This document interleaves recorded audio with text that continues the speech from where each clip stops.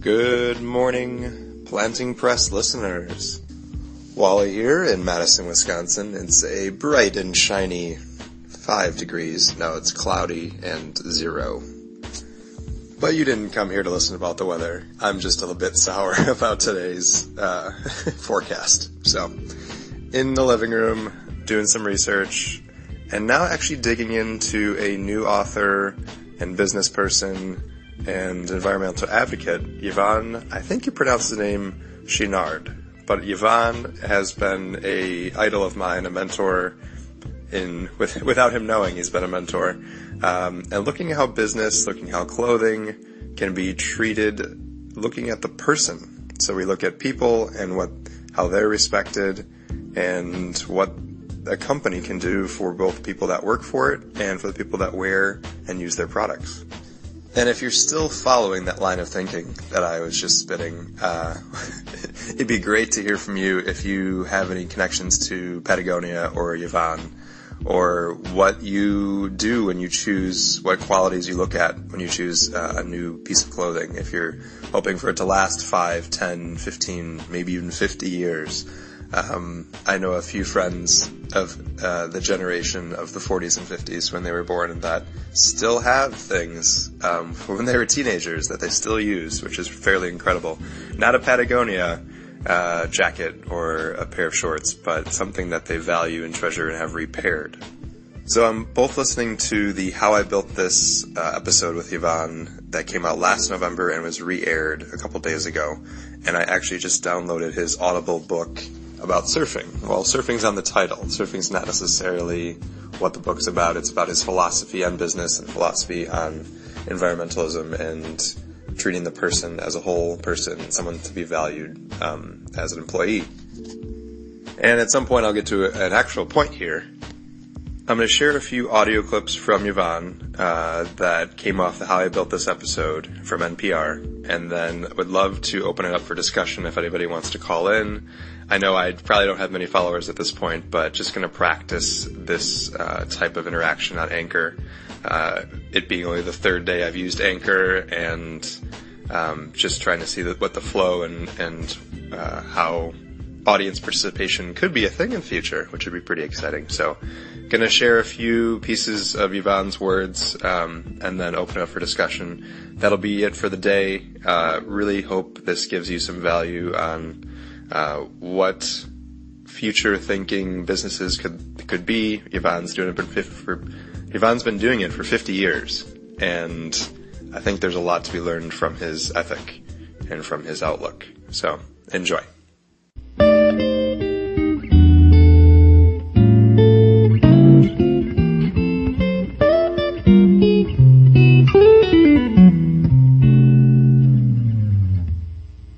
No, we certainly are, yeah. And that's why we try to kind of put a spin on it by, telling our customers to think twice before they buy anything, not just our product, but anything.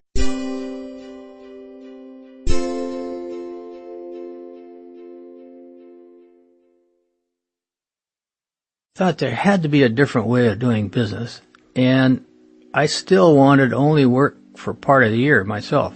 I take off from June until November. I'm gone. I got a place in Jackson Hole, and I go fishing every day, and I call in maybe 3 times in the 5 months that I'm gone. And people know that if the warehouse burns down, don't call me. What can I do? You know what to do.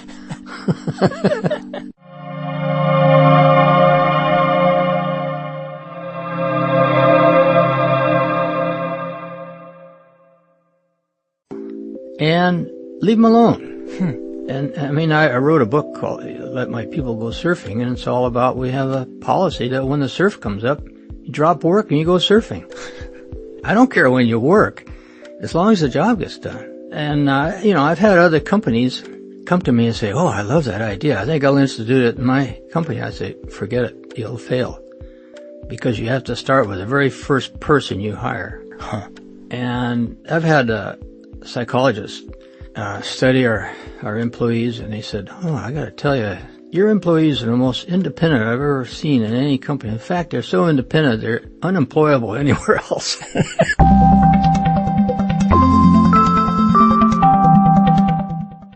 we wanted to have our kids with us at work. You know, we'll put them in a cardboard box on your desk, and that worked for a while, but then you got some screamers. And so my wife, started a child care center, and we didn't want somebody just babysitting these kids. We recognize that 0 to 5 is the most important learning time of a person's life. And so it's not a babysitting service. The kids that come out of our company are the best product that comes out. Not one's been in prison.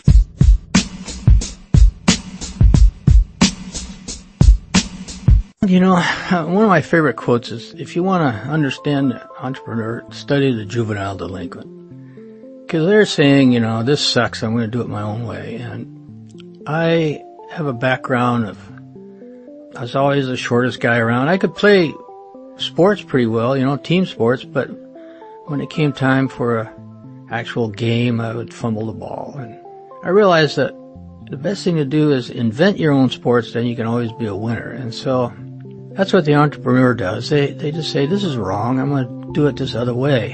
And if you want to be successful in business, you don't go up against Coca-Cola and, these big companies. They'll kill you. You just do it differently. You figure out something that no one else has thought about, and you do it a totally different way. And so breaking the rules, you have to be creative. And that's the fun part of business, actually. I love breaking the rules.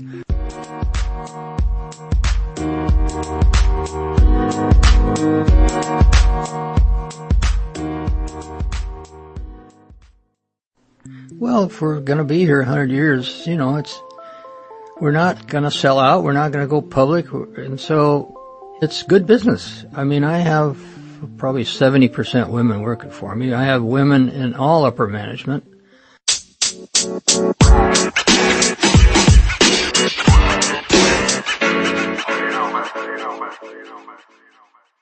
I've been a student of kind of Zen Buddhism most of my life. I believe in, the more you know, the less you need. I've been fly fishing with one fly. One type of fly in different sizes. And I've limited myself to that for a whole year. And I've caught more fish than I've ever caught in my life. I realized that all of these hundreds of thousands of different fly patterns and different colors and shapes and everything are totally unnecessary. You can replace all of that with knowledge and technique. And it's a good lesson for me. And the hardest thing in the world is to simplify your life, because everything pulls you to be more and more complex. And so I think what I learned from fly fishing is that if we have to, either we're forced or we decide to go to a more simple life, it's not going to be an impoverished life. It's going to be really rich.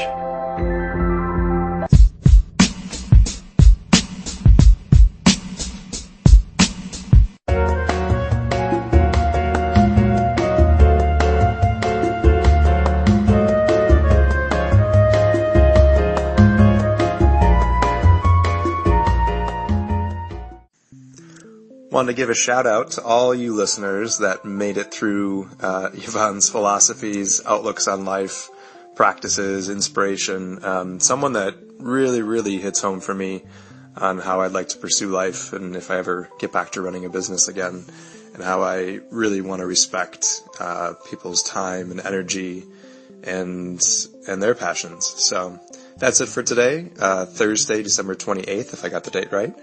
And it's about 1 p.m. again in the afternoon from cloudy, snowy Madison, Wisconsin.